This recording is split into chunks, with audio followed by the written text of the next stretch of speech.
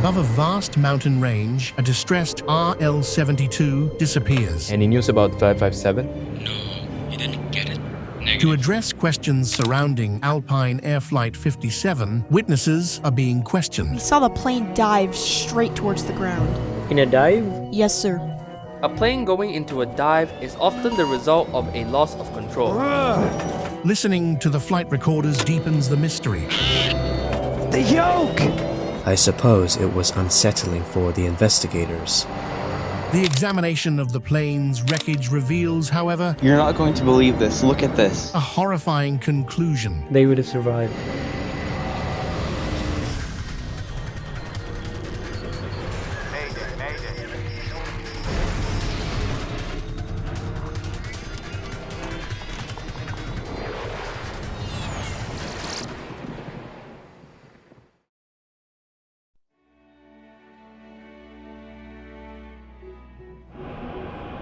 Snow is raging this winter at Gulf Airport. And incoming and outgoing air traffic is rather calm. Alpine 57, direct flight for takeoff runway 20, wind 010 and 13 knots. We're clear for takeoff, Alpine 57. The crew of Alpine Air Flight 57 have just received their clearance. Let's quickly review the takeoff checklist. Copy. On the right seat is First Officer Dennis Lawrence. He joined the company almost a month and a half ago. Okay, so flaps are set to 15. The lights are all on. And due to the weather, you have the controls. Affirmative. He will be accompanied by Captain Drew Stokes. He has worked for Alpine Air for over 10 years and will be the pilot flying tonight. And very good. In addition to the two pilots, 62 passengers boarded the plane bound for the mountains. Most are returning home for the holiday season. The flight attendant completes the crew. Ladies and gentlemen, we are about to take off. Please ensure your seatbelt is fastened and your tray table is upright. Thank you.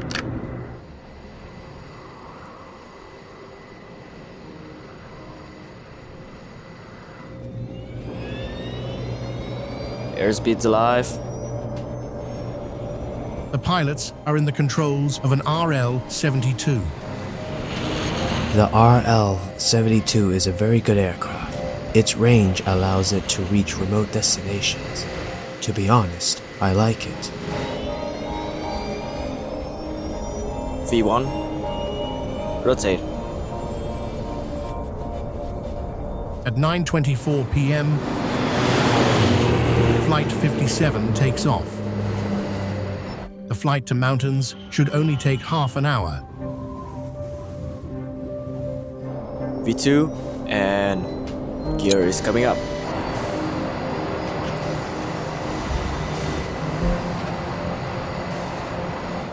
Confirmed. Okay. The flight was expected to be routine. The snow that night was merely an obstacle for these experienced pilots. Alpine 57, contact temperature on decimal 98. Decimal 9857. Good night. A few moments after takeoff, the captain begins a left turn. The flight plan required the pilots to perform a 180-degree turn to reach their destination. The plane continues its ascent through the clouds, Oh, where turbulence awaits. I didn't expect it to be so violent. It's perfectly normal to experience turbulence in the clouds. Of course, we try to avoid this turbulence. I'm asking higher up.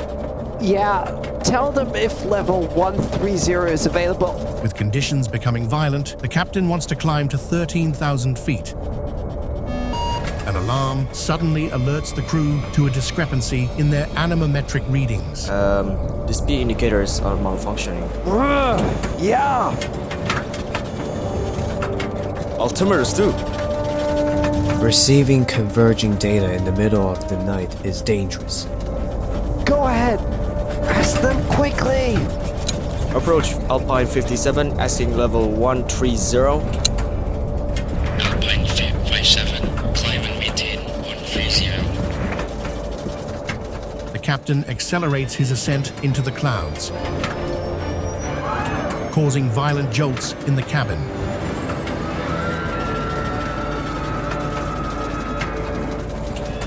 For over a minute, Captain Stokes will fight against his controls. It must have been violent on board. The plane must have experienced forces of 2 Gs, to tell you the truth. While the situation seems hopeless, Flight 57 finally manages to leave the snowy clouds over Maine.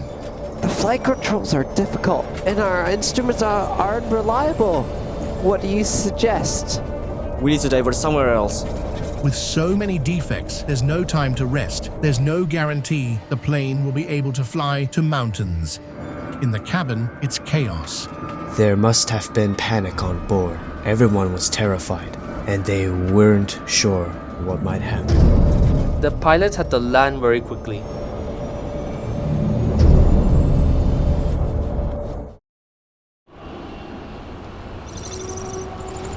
Approach Alpine 57. We request an immediate diversion to Hills. This is an emergency. The first officer declares the emergency to the Gulf Approach Controller. Landing at mountains being too risky, the pilots decided to land at Hills Airport, several kilometers to the east. Mountains Airport is lined with mountains along the landing path, and given the current weather conditions, it was a wise decision to land at Hills. But a problem arises for the crew. Alpine Air 57. Acknowledged. Indicate your location. The air traffic controller is unable to track the aircraft. In the 1980s, radars were not very common at airports. Gulf Airport was one of them, which complicated the controller's job.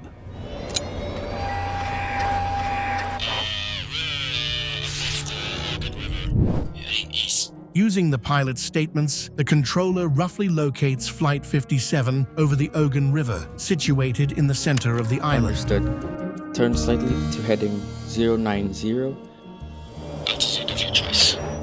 Roger, we're already heading down towards the runway.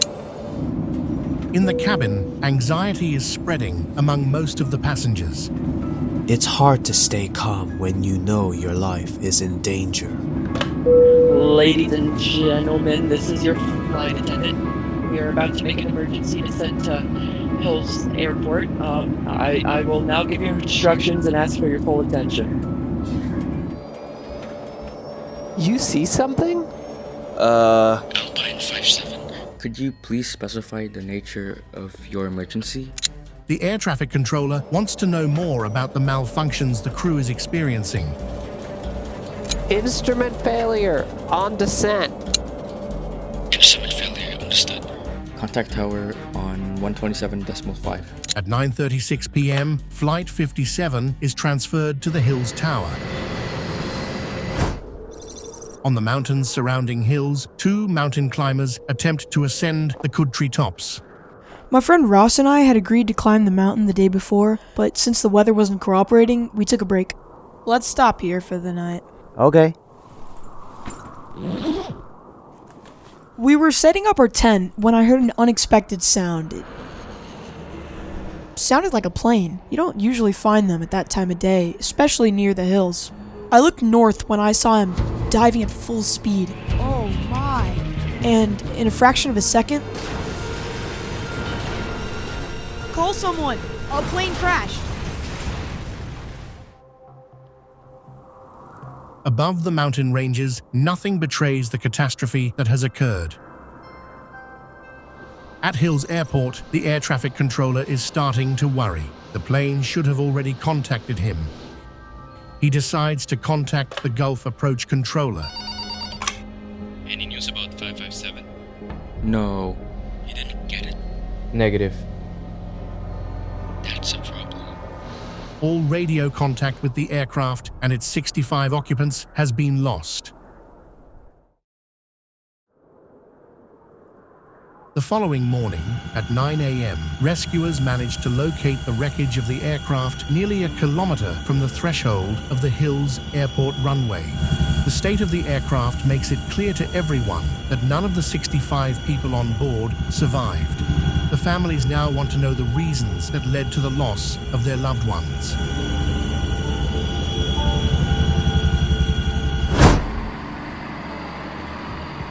investigators from the Transportation Safety Board are being dispatched to the scene of the accident to fully investigate the disaster.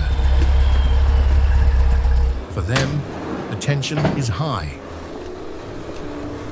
This accident was particularly dramatic for the airline because it was their first serious one since its creation 20 years earlier. Therefore, there were concerns that the public might become wary of the company.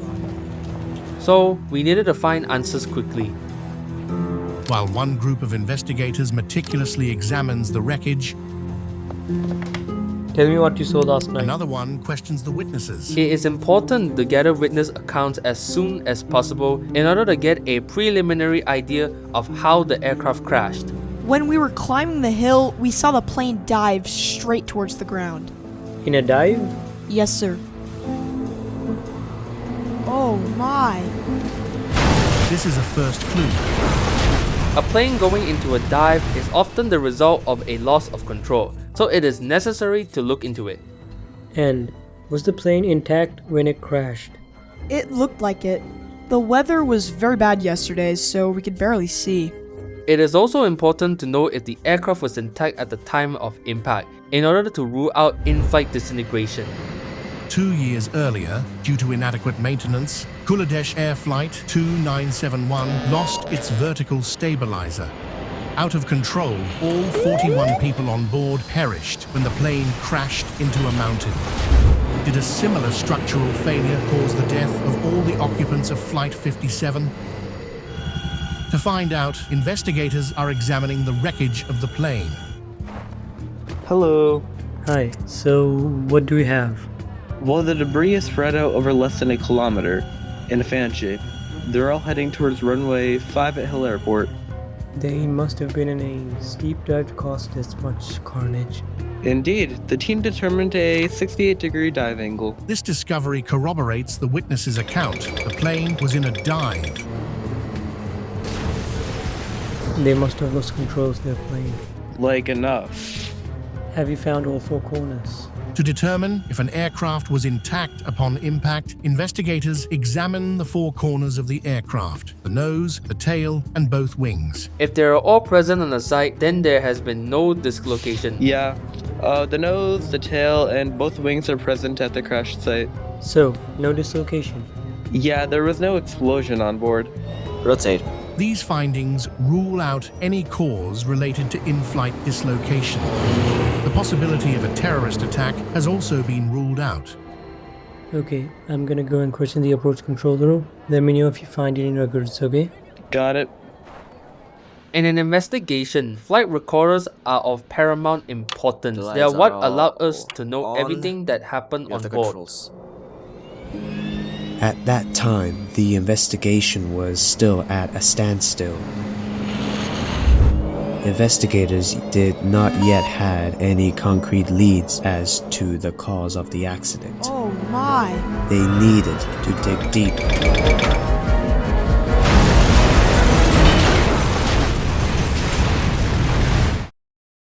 To gather more information about Flight 57, investigators are questioning the last ATC to speak with the crew. 10 minutes after their takeoff, they requested to divert to hills.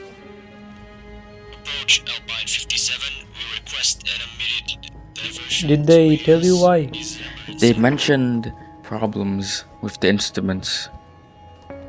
Alpine 57, could you please specify the nature of your emergency? Air traffic controllers have the right to request details regarding in-flight problems to better assess urgency. Instrument failure on descent.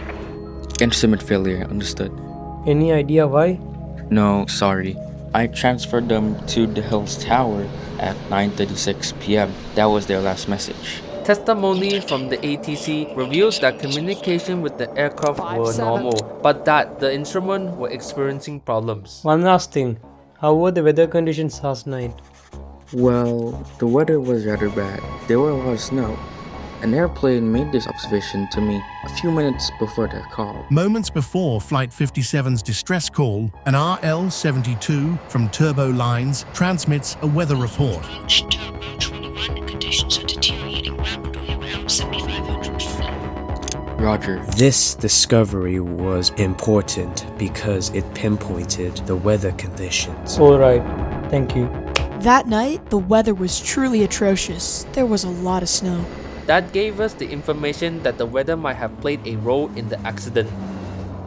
To verify the weather hypothesis, investigators are turning to photographs of the aircraft taken moments after it was placed in a hangar, and they make the strange discovery of ice on the de-icing boots. It was strange to see that, especially since the wings are supposed to be immune to ice. Located on the leading edges, these inflatable boots expand and break up ice in icing conditions, thereby ensuring the aircraft's lift. This system was infallible, so we were deeply disturbed by this discovery. To verify their functioning, the boots are sent to Aerospace, their manufacturer. Here's for you. Thanks. While awaiting the results, investigators are pursuing another lead. After ruling out the possibility of a Mayday breakup, attention turned to mechanical failure.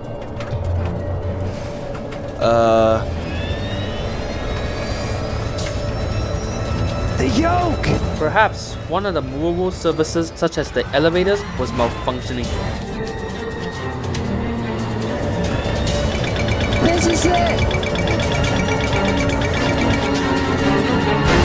Is that what caused the crash of Alpine Air Flight 57? I have nothing, Hero. And you?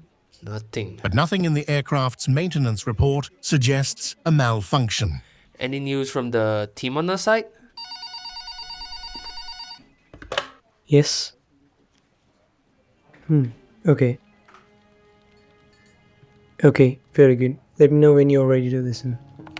So, who was it? That was Mayman. The aircraft's control surfaces were all intact. But they found both flight recorders, and they sent them to us. After 2 weeks of searching, the 2 flight recorders were recovered and sent for analysis. Flight recorders were crucial sources of information as they enabled the reconstruction of events. Will they make it possible to solve the mystery surrounding Flight 57? 1 month after the crash of Flight 57, investigators are finally able to listen to the cockpit audio recording. Okay, here we go. Perhaps it will help shed light on the accident. Takeoff checklist. Copy.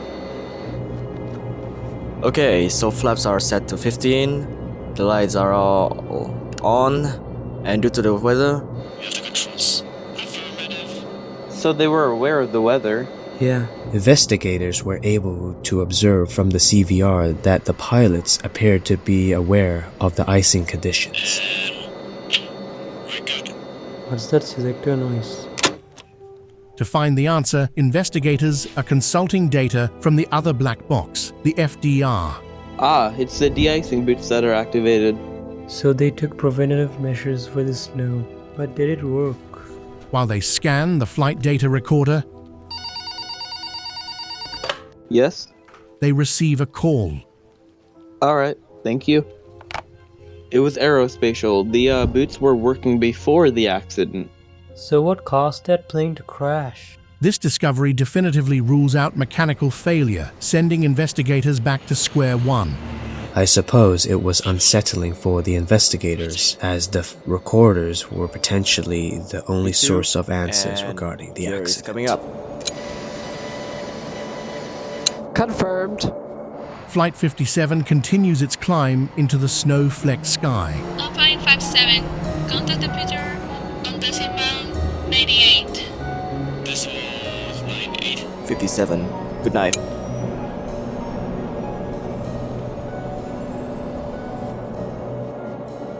There was tension in the room. For every passing minute could reveal something.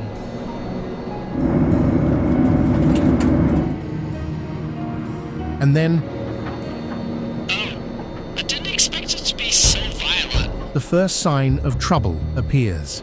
It seems that the storm was more violent than they had imagined. The investigators notice a disturbing detail on the recording. Wait. Can you hear the propellers? Yeah, the shaking is weird too. I don't think it's a storm. I agree. I'm asking higher up. We're up. Yeah, tell them if level 1000 130 is available. The speed indicators are malfunctioning. Yeah! So that's why they have an instrument failure. Altitude and airspeed are incorrect. Investigators now know when the aircraft's instruments malfunctioned, but one detail eludes them. But they only reported it several minutes later. Perhaps they thought it was a minor issue that didn't require notifying the controllers. Approach Alpine 57, ascending level 130. Alpine 57, climb and maintain 130. Do you hear how the captain groans? Yeah. Hearing the captain grunting was strange, because the flight controls are designed to be smooth and easy to handle. It raised several questions.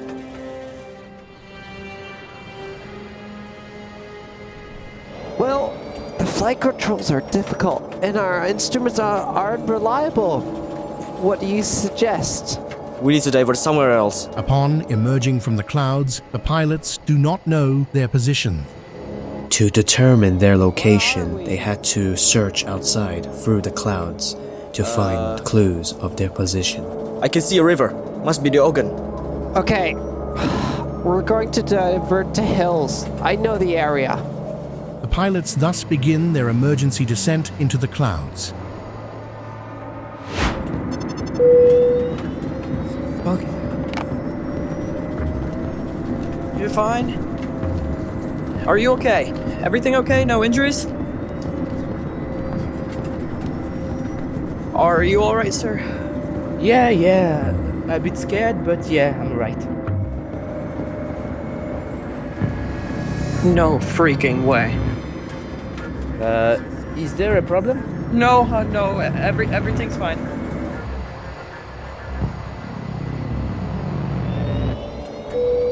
The flight crew then receives a call from the cabin. Dennis, I think something is wrong. As Flight 57 continues its descent, the pilots are stunned by what the flight attendant tells There them. is eyes on the wings. What? Wait, so there was snow on the wings. Wasn't the anti-icing supposed to prevent that from happening? It might not seem like it, but it was working nonetheless. We need to go down further anyway. We have no more speed or altitude. It was disconcerting because we knew that despite the operation of the de-icing boots, the aircraft still had frozen wings. Approach Alpine 57. We request an immediate diversion to hills. Is an emergency. So that's why they contacted the controller. Investigators now know the sequence of events that led to the emergency, but one question remains. Why did the plane crash? Contact tower on 127.5. 57. At a distance of 2 kilometers from the runway, pilots must configure the aircraft for landing, starting by reducing the rate of descent. 5,000. The yoke! But a problem arises. What? He doesn't want to move. It's blocked. What? The control column appears to have jammed, while the plane continues a rapid descent toward the ground. Think rate.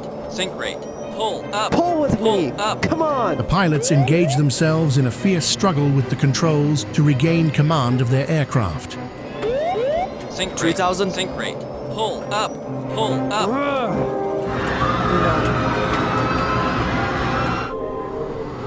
Oh my. This is it! Take it easy.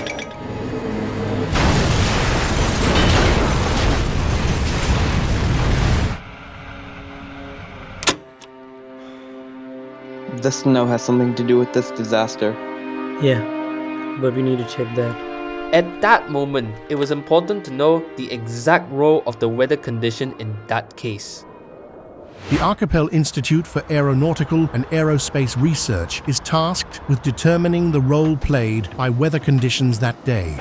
By spraying an icing solution onto an aircraft similar to Flight 57, they will be able to reproduce the conditions encountered by the plane. 2 weeks later, the investigators received the results of the analysis. You're not going to believe this. Look at this. Well, faucet foam beyond the de-icing boots. Yeah, and he could even block the pitot tubes and external sensors, transmitting horrendous data to the crew. The speed indicators are malfunctioning. Yeah! Altimeters too. Look at this too.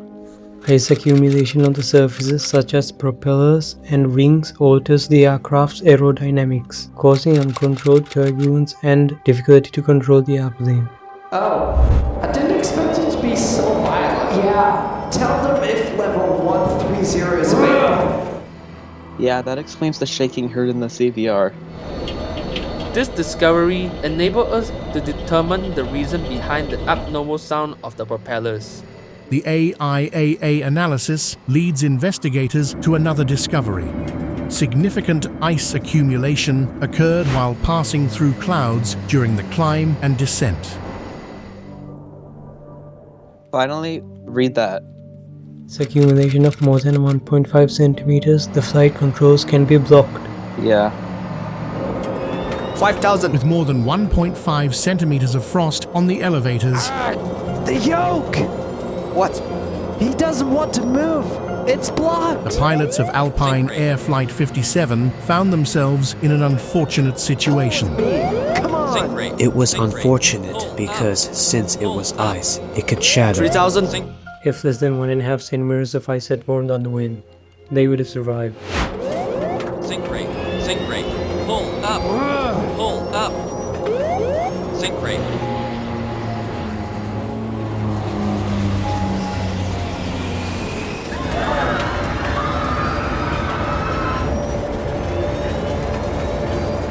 Yeah. It is unsettling to think that the fate of everyone on board depended on just 1.5 centimeters of ice. Pull up. Pull up.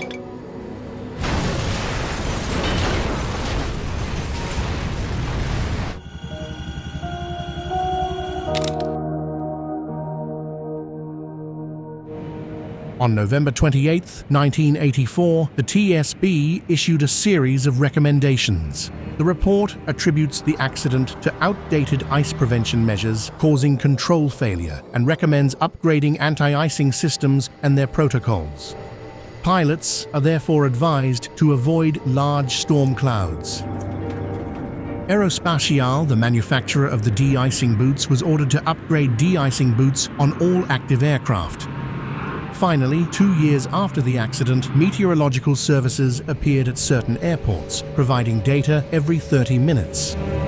This accident was particularly significant for the aviation sector because it introduced the industry to the dangers posed by weather conditions. It is nonetheless sad that it took the loss of lives for the aviation industry to realize this.